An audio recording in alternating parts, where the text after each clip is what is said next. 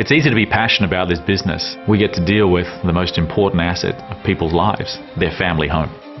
I remember in my grandfather's day, the passion and the charisma and the energy around him. He's been a big inspiration to me. When he opened his Maroubra office back in 1928, his first goal was, I want to have the biggest agency in Australia.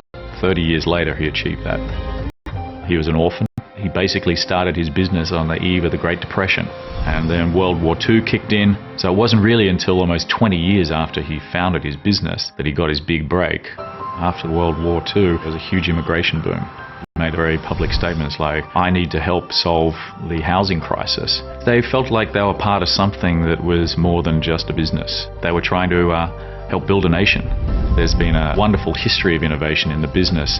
In the 1930s, L.J. Hooker was the first to do in-room auctions. So it was a very effective element of the auction process and is being used widely today by the whole industry. It was in the 1950s that my grandfather achieved his first major goal to have the biggest agency in the country. My grandfather was a global citizen early days, but he would spend 2 to 3 months traveling the world to find best practices. You read some of his memos and you say, it only took me 3 days to get to the USA, 3 days flying. But he did that on a regular basis to make sure that he was ahead of the curve. Real estate investment trust. L.J. Hooker was the first to do it. And this industry went on to be a $100 billion industry in Australia and made Australia a global leader in it. In order to address the national housing crisis, L.J. Hooker went on a very aggressive building program. And the largest one during the 1960s was an estate that would house 35,000 people and required building schools, shopping centres, full infrastructure. So it made a meaningful impact on the community. On one of his many trips to the USA, my grandfather noticed franchising. He sent a whole team over to America to study from the best, and they came back and tailored it for an Australian solution. They were not only the first franchisor in Australia across all industries, but 10 years ahead of any other real estate group. By the mid-80s, L.J. Hooker had built 1 in 5 homes since World War II, which made a huge contribution to solving the housing crisis.